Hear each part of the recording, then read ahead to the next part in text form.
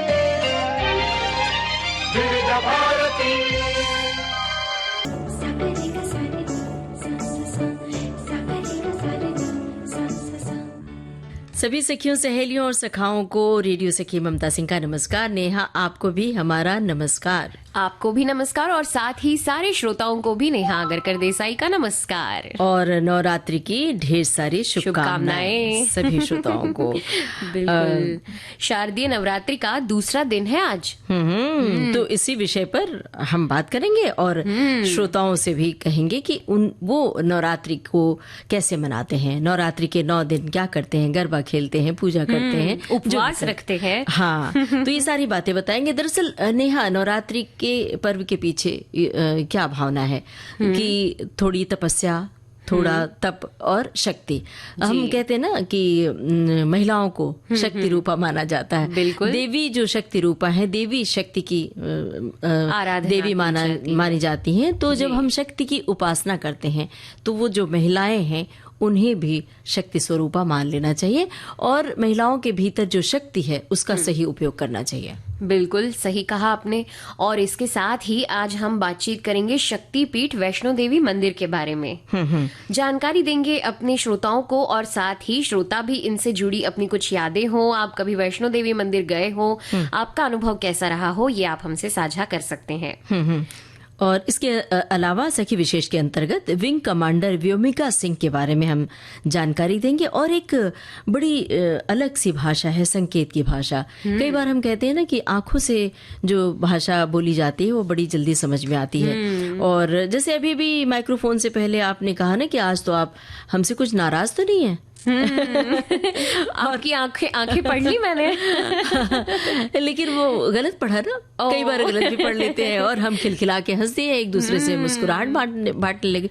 तो कई बार ये जो भाषा होती है हम कई बार गलत भी पढ़ लेते हैं। तो इसीलिए एक भाषा है संकेत की भाषा। वो संकेत की भाषा पढ़ना आना चाहिए। जैसे कुछ लोगों में असक्षमता होती है, बोल नहीं पाते हैं, सुन नहीं पाते हैं, तो वो संकेत की भाषा को नियमित रूप से बोलते हैं। वो भाषा समझना भी बहुत आवश्यक है दुनिया में। जी, और साथ ही बात करेंगे नए ताजा बने राष्ट्रीय आयुर्वेद दिवस की। हालांकि हम ये बता दें कि ये दिवस हम पहले से मनाते आ रहे हैं, मगर इसके लिए आज का दिन जो तय हुआ है ये अभी ही कल ही तय हुआ है कि 23 सितंबर से राष्ट्रीय आयुर्वेद दिवस मनाया जाएगा। तो इसके बारे में भी हम चर्चा करेंगे। और साथ ही हमारा एक विषय है विश्वास रखें तो जरूर होंगे काम। कई बार क्या होता है, विश्वास नहीं होता, मतलब आपके अंदर आत्मविश्वास की कमी के कारण होते काम डगमगा जाते हैं, नहीं पूरे होते हैं। तो कोई भी काम करे तो सफलता की कुंजी मानी जाती है आत्मविश्वास। तो आप अपने भीतर विश्वास पैदा करें, पहले वो काम सफल जरूर होता है। और ये बात हम कह रहे हैं, हमारे श्रोता क्या कहते हैं, उनके विचार अलग होंगे। अपने विचार साझा करें कि आपका क्या कहना है। विश्वास रखें तो काम पूरा होता है, हुआ है पूरा या अधूरा रह गया है, और क्या कमी रह गई ये भी बताएं। विविध भारती के फेसबुक पेज पर जाकर www.facebook.com/VBS टाइप करके विविध भारती के फेसबुक पेज पर पहुंच जाएंगे। तो अब चलें गरबा की ओर, नवरात्रि।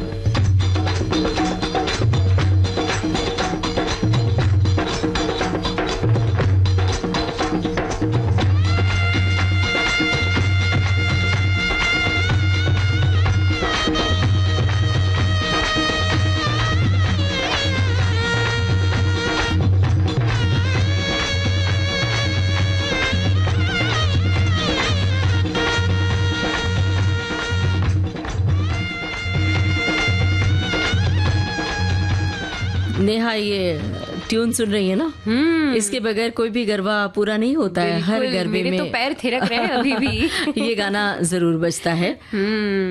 शारदीय नवरात्रि का आज दूसरा दिन है। देवी ब्रह्मचारिणी को ये दिन समर्पित है, जो तप, त्याग और संयम की देवी है। इस दिन की पूजा से साधकों को आंतरिक शांति, एकाग्रता और जीवन की बाधाओं को पार करने की शक्ति मिलती है। मां ब्रह्मचारिणी की पूजा से वैराग्य, आत्मविश्वास और सकारात्मकता का विकास होता है और इच्छाओं की पूर्ति होती है। और अब चलते हैं कहीं और, पहाड़ों पर, एक ऐसी पावन यात्रा पर जिसका नाम सुनते ही भक्ति और श्रद्धा से हमारा मन भर जाता है। वो है माँ वैष्णो देवी का दरबार। वो पहाड़ों पर जब हम जाते हैं तो जाने की यात्रा बड़ी सुंदर होती है, सुखद होती है, प्राकृतिक सुषमा देखते ही बनती है। त्रिकुटा पर्वत की गोद में समुद्र तल से लगभग 5,500 फीट की ऊंचाई पर स्थित है माँ वैष्णो देवी का पवित्र धाम। ये न केवल भारत के सबसे बड़ी शक्तिपीठ में से एक है, बल्कि आस्था और प्राकृतिक सुंदरता का अद्भुत संगम भी है। जब आप इस यात्रा पर निकलते हैं तो रास्ते में हर जगह भक्तों के उत्साह भरे जयकारे गूंजते हैं, जैसे कि जय माता दी, जय माता दी। कुछ लोग तो गाते हुए भी नजर आते हैं, वो फिल्मी गानों की धुन पर भी जय माता दी गाते हैं। और हरी भरी वादियां, पहाड़ों से टकराती ठंडी हवाएं और ऊंचाई पर चढ़ते हमारे जो कदम होते हैं, सब कुछ जैसे आपको देवी के दरबार में खींच ले जाते हैं। बिल्कुल। और ये जो इस मंदिर का महत्व इसलिए है क्योंकि ये त्रिमूर्ति स्वरूप माना जाता है। मंदिर में माता वैष्णो देवी जो है वो महाकाली, महालक्ष्मी और महासरस्वती का संयुक्त रूप है। और ये मंदिर पूरे वर्ष दर्शन के लिए खुला रहता है, लेकिन मार्च से अक्टूबर के बीच का समय यात्रा के लिए सबसे अच्छा माना जाता है। खास करके जब भारत के सबसे अधिक देखे जाने वाले तीर्थ स्थलों में से ये एक है। खासकर नवरात्रि जैसे त्योहारों के दौरान यहाँ पर लाखों की तादाद में श्रद्धालु आते हैं। बिल्कुल। और यात्रा में चढ़ाई बड़ी कठिन होती है क्योंकि बहुत ऊंचाई पर है, एकदम ऊंचे पहाड़ पर स्थित है ये मंदिर। कठिन लगे लेकिन माँ के दर्शन मिलते ही जैसे सारी थकान कहीं दूर हो जाती है। और यही इस शक्तिपीठ का चमत्कार माना जाता है। लोग कहते हैं कि वहाँ कुछ चमत्कारिक शक्ति मिलती है जिससे आप चढ़ लेते हैं। हालांकि अब तो ऊंचाई तक जाने के लिए बहुत सारे साधन हो गए हैं, बैटरी कार चलने लगी है और हेलीकॉप्टर की सुविधा है। और फिर भी जब भी जाएं तो बहुत एहतियात के साथ जाएं और बहुत सावधानी के साथ, साथ में बहुत सारी दवाइयाँ और एनर्जी वाली चीज़ें, कुछ जूस वगैरह। और अभी तो घोड़े पर भी लोग जाते हैं। वहाँ लगातार ढोल नगाड़े का जो स्वर है वो गूंजता रहता है।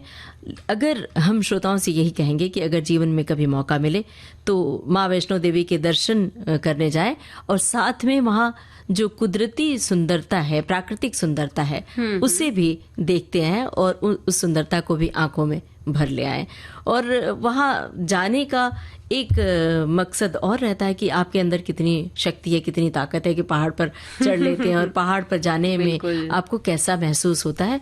और अगर साथ हो, परिवार का साथ हो, ग्रुप का साथ हो तो और अच्छा लगता है, रोमांचक लगता है। और जैसा कि अभी आपने कहा कि चमत्कारिक शक्ति का एहसास होता है, तो बिल्कुल ऐसा ही तब भी होता है। लोग कहते हैं ना कि मन्नत मांगने वाले की हर इच्छा वहां पूरी होती है। और ये भी लोगों का मानना है कि जो भी भक्त वहां पहुंचता है वो देवी की इच्छा के बिना नहीं पहुंच सकता। जब देवी की इच्छा होती है तो अपने आप ही मनुष्य के अंदर एक शक्ति का संचार होता है और वो अपने लक्ष्य तक देवी के दर्शन के लिए पहुंच जाता है, जहां पर लंबी कतार भी होती है मगर फिर भी दर्शन लाभ मिल जाता है। तो हम श्रोताओं से कहते हैं क्या वो माता वैष्णो देवी का दर्शन उन्होंने किया है? अगर किया है तो कैसा अनुभव रहा, लिख भेजें। और अब सखी सहेली में ले रहे हैं एक छोटा सा ब्रेक। विविध भारती से यह है कार्यक्रम सखी सहेली। और जब हम बात कर रहे थे वैष्णो देवी शक्तिपीठ की, तो हमारे श्रोताओं ने भी लिख भेजा है। हमारे एक श्रोता लिखती हैं, मैं एक बार गई हूँ वैष्णो देवी, लेकिन कई सालों से एक बार दोबारा वहां जाना चाहती हूँ। देखते हैं कब बुलावा आता है माता वैष्णो देवी का। साथ ही एक और साथी हैं जिन्होंने लिखा है कि हमें भी इच्छा है वैष्णो देवी जाने की, मगर अभी तक कभी ऐसा मौका आया नहीं है। देखते हैं ऐसा मौका कब आ पाता है। और कुछ श्रोताओं ने लिखा है दुर्गा देवी के नवरात्रि के रूप की, कि दुर्गा के 9 दुर्गा रूपों में से दूसरा जो है दुर्गा स्वरूप है, उन्हें ज्ञान और तप की देवी कहा जाता है, जिन्होंने भगवान शिव को पति के रूप में पाने के लिए कठोर तपस्या की थी। और अब एक गाना सुनते हैं और फिर एक नया विषय लेकर आते हैं। कहाँ खोई है नेहा? सोच रही हूँ, इतनी पहाड़ों पर ऊपर जब लोग चढ़कर जाते हैं वैष्णो देवी पे, तो उसके ऊपर भी जाने का कोई रास्ता होगा आकाश में? बिल्कुल, बहुत सारे रास्ते हैं अब तो।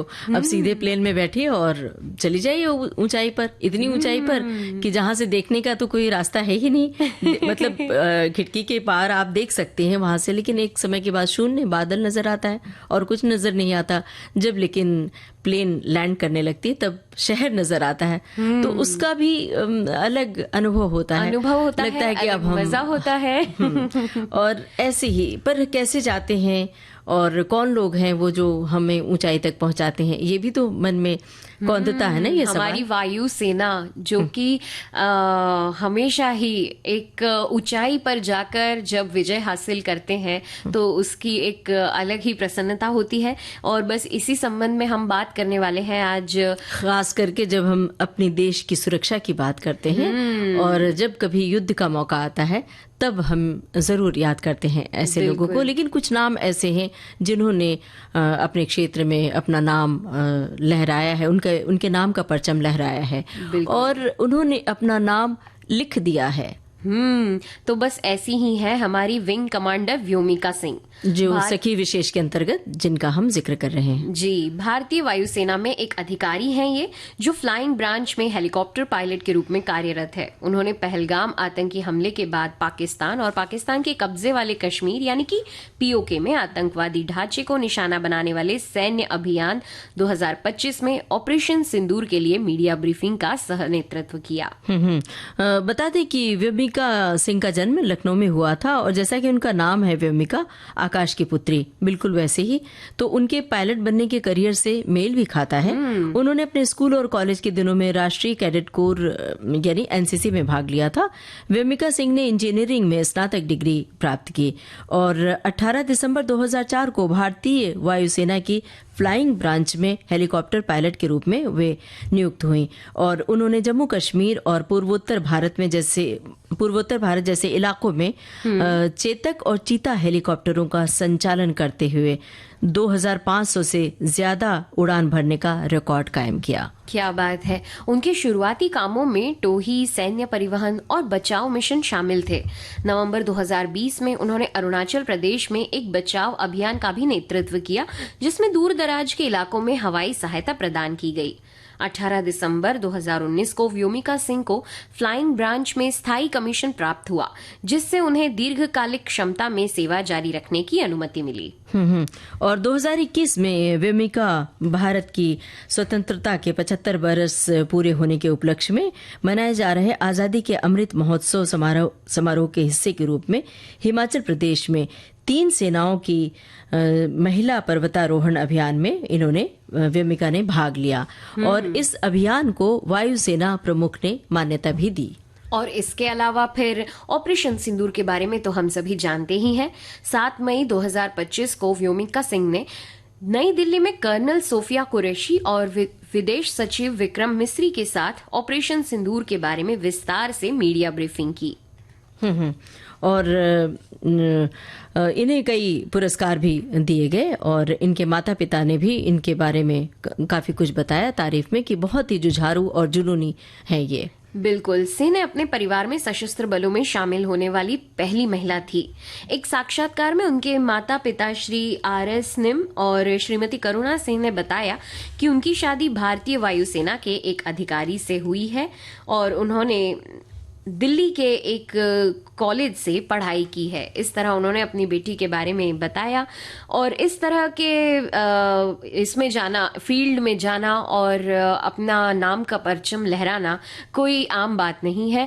इनके इस कार्य को हम हमेशा याद रखेंगे।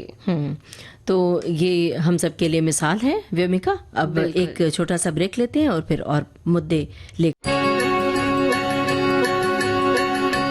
वे लिखती हैं कविताएं, दर्द देकर रुलाता भी है, फिर गुदगुदी करके हंसाता भी है। वे लिखती हैं धारावाहिक। वसुधा की खासियत ये है कि इसका हर किरदार इम्पोर्टेंट है। वे हैं लेखिका, अभिनेत्री और हैं प्रोड्यूसर रेखा बब्बल। मैं बिहार के छोटे से गांव से आती हूँ, तो मुझे ग्रामीण जीवन पूरा पता है। फिर मैं मुजफ्फरपुर आती हूँ, फिर मैं पटना आती हूँ, फिर मैं दिल्ली आती हूँ, फिर मैं मुंबई आती हूँ। तो लेखन में ये यात्रा इतना काम आती है। इनसे मिलिए 25 सितंबर शाम 7:45 पर, सिर्फ विविध भारती पर।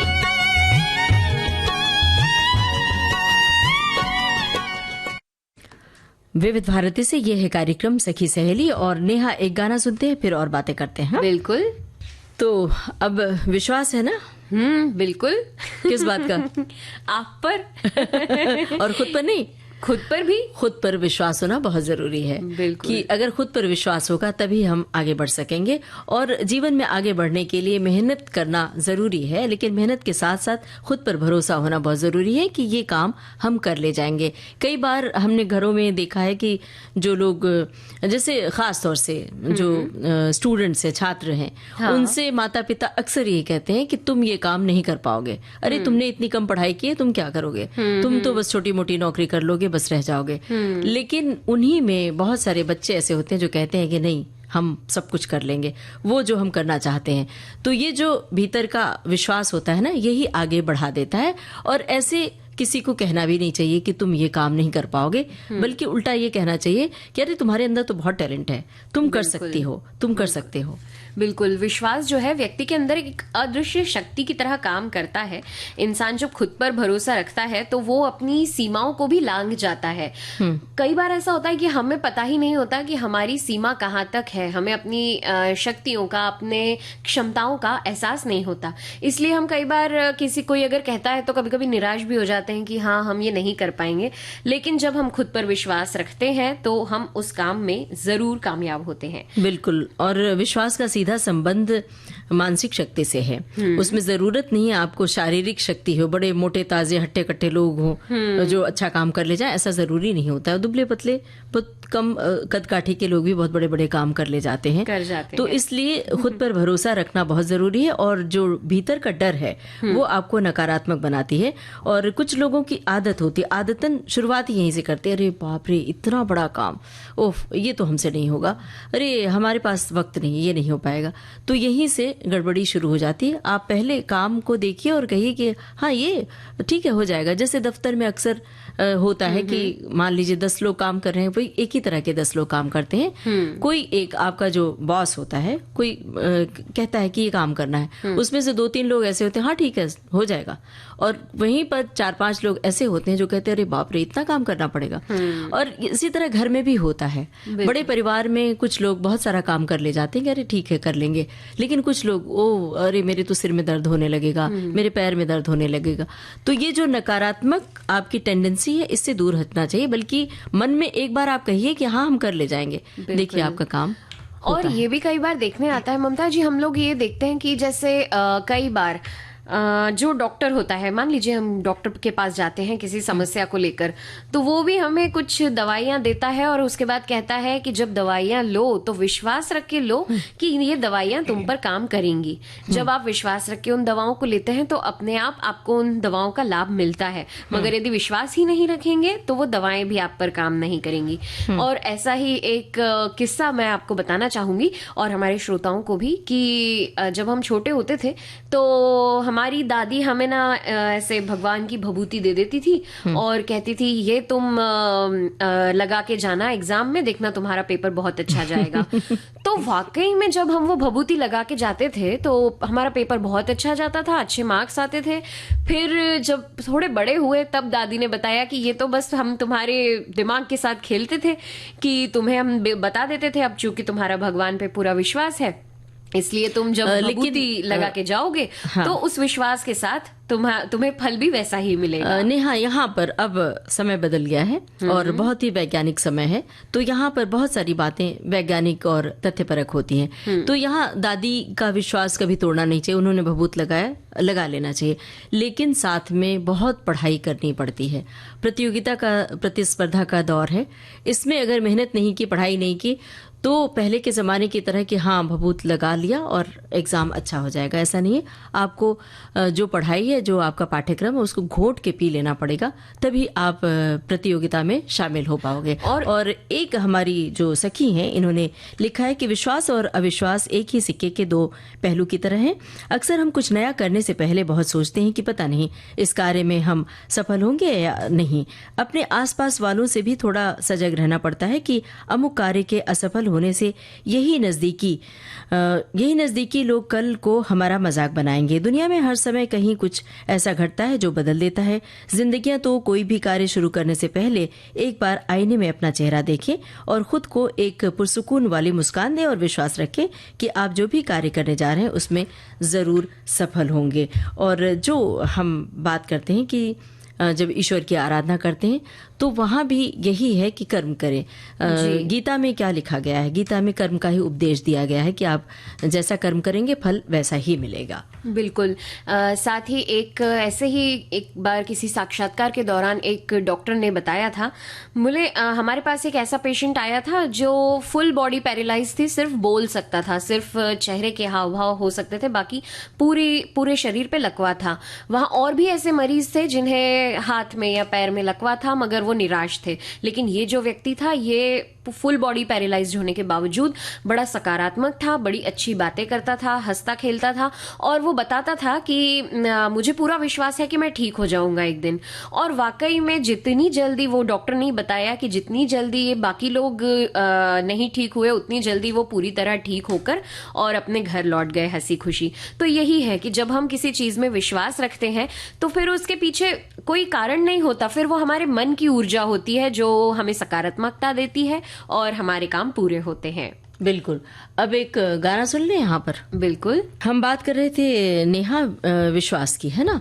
तो विश्वास पर तो यूं दुनिया टिकी है, लेकिन एक श्रोता लिख रहे हैं कि यदि आप किसी चीज पर दृढ़ता से विश्वास करते हैं तो वो आपके लिए निश्चित रूप से सफल होगी या काम आएगी। ये सकारात्मक सोच और आत्मविश्वास से जुड़ा एक विचार है जो बताता है कि जब आप अपने लक्ष्य पर अटूट विश्वास रखते हैं तो आपकी आंतरिक शक्ति आपको उस दिशा में काम करने और सफल होने के लिए प्रेरित करती है। भले ही रास्तों में बाधाएं आए, विश्वास और निष्ठा में समर्पण की भावना होती है और ये विश्वास आपको सुख भी देता है। एक साथी ने लिखा है, विश्वास एक मानसिक अवस्था है जिसमें किसी व्यक्ति या वस्तु की सच्चाई, योग्यता या विश्वसनीयता पर भरोसा किया जाता है, भले ही उसके लिए कोई ठोस सबूत ना हो। ये एक सकारात्मक दृष्टिकोण है जो निश्चितता का भाव लिए हुए होता है और किसी के चरित्र, क्षमता या किसी सिद्धांत के सत्य होने की धारणा से जुड़ा होता है। जब आप किसी काम या अपने लक्ष्य पर गहरा विश्वास रखते हैं तो ये आपको उस दिशा में बढ़ने की प्रेरणा देता है और सफलता की संभावनाओं को बढ़ाता है। हमारे एक सुधी श्रोता है जिन्होंने लिखा है कि मेहनत से ही सब कुछ नहीं मिलता है। निदा फाजली साहब का एक शेर इन्होंने लिख भेजा है, कोशिश भी कर, उम्मीद भी रख, रास्ता भी चुन, फिर इसके बाद थोड़ा मुकद्दर तलाश कर। तो मतलब कहने का आशय यही है कि आप उम्मीद रखें और सिर्फ मेहनत करते चले जाएं तो आप सफल हो जाएंगे, ऐसा जरूरी नहीं होता है। बिल्कुल। और एक साथी हैं जिन्होंने लिखा है कि कहते हैं, विश्वास पर ही ये दुनिया टिकी है। यदि आप किसी चीज पर दृढ़ता से विश्वास करते हैं तो वो आपको निश्चित रूप से मिल जाती है। एक कहते हैं, विश्वास कहने को तो छोटा शब्द है, बहुत जबरदस्त जीवन में विश्वास होना जरूरी है। समाज में, परिवार में और दोस्तों में भी जो काम होता है, एक दूसरे पर विश्वास होता है तभी काम संभव होता है और आसानी से हो जाता है। विश्वास के बारे में एक कहावत है, अगर वो एक बार चला जाता है तो जिंदगी में दोबारा नहीं आता। हम प्यार, मोहब्बत और काम, किसी का भी विश्वास जीत सकते हैं और कभी कभी परिवार में रहते हैं। मैं विश्वास जीत सकते हैं और कभी कभी परिवार में रहते हैं।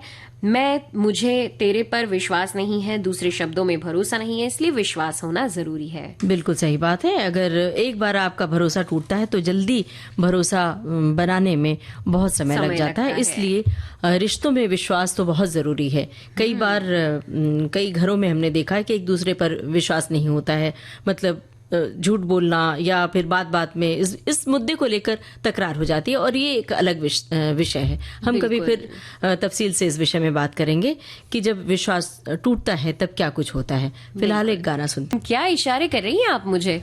इशारे में बात करना बहुत मुश्किल होता है समझने वाले। इशारों में बात करना आसान होता है, लेकिन समझने वाले के लिए मुश्किल होती है। नहीं समझ पाई ना? नहीं ना। क्या आपने एकदम क्या घुमा दिया, कुछ भी समझ नहीं आया। देखिए, आज अंतर्राष्ट्रीय सांकेतिक भाषा दिवस है, और यहाँ ये जो संकेत की भाषा होती है बाकायदा व्यावसायिक होती है, इन्हें सिखाया जाता है, उसके बाद होती है। हम जो आपस में इशारों में बात करते हैं वो एक स्वाभाविक संवेग है, हमारे जज्बात हैं, लेकिन यहाँ पर उनके साथ मजबूरी होती है। बहुत सारे लोग ऐसे हैं जो बोल नहीं सकते हैं, सुन नहीं सकते हैं, तो उन्हें संकेत की भाषा सिखाई जाती है, तो वो संकेत की भाषा है। और आज इसके लिए बाकायदा दिवस के रूप में आज के दिन को याद किया जाता है, ताकि जिनके घरों में ऐसे लोग हैं जो सुनने की शक्ति जिनमें नहीं है, बोलने की शक्ति नहीं है, तो उन्हें बाकायदा ट्रेनिंग दी जाए। इस ओर ध्यान दिलाने के लिए ये दिवस मनाया जाता है, ताकि वो आसानी से संचार कर सकें, अपने लोगों से बात कर सके। हर भाषा की जिस तरह अपनी खूबसूरती होती है, भारत की बात करें तो हर थोड़ी दूरी पर भाषा में कुछ न कुछ बदलाव आ ही जाता है। इसी तरह जो सांकेतिक भाषाएं भी होती हैं, ये भी हर देश की अलग अलग होती हैं। ये तो हो गई अब जब बोलचाल की भाषा है, लेकिन जो लोग नहीं सुन सकते हैं उनके लिए इस खास तरह की भाषा का प्रयोग किया जाता है, जिसे साइन लैंग्वेज कहा जाता है। बिल्कुल। और जैसे हर भाषा की अपनी व्याकरण होती है, अपनी शब्दावली होती है, उसी तरह सांकेतिक भाषाओं की भी अपनी व्याकरण होता है और नियम होते हैं। जैसे बोलचाल की भाषा हर देश में अलग होती है, वैसे ही हर देश में एक ही बात को समझाने के लिए अलग साइन का इस्तेमाल किया जाता है। बिल्कुल, दुनिया भर में सैकड़ों अलग अलग सांकेतिक भाषाएं मौजूद हैं। जैसे अमेरिका में ASL यानी कि अमेरिकन साइन लैंग्वेज, ब्रिटिश सांकेतिक भाषा, साथ ही इसी तरह भारतीय सांकेतिक भाषा यानी कि ISL, और कई अन्य भी इसमें शामिल है। हर भाषा का अपना इतिहास, संस्कृति और खासियत होती है। अंतर्राष्ट्रीय सांकेतिक भाषा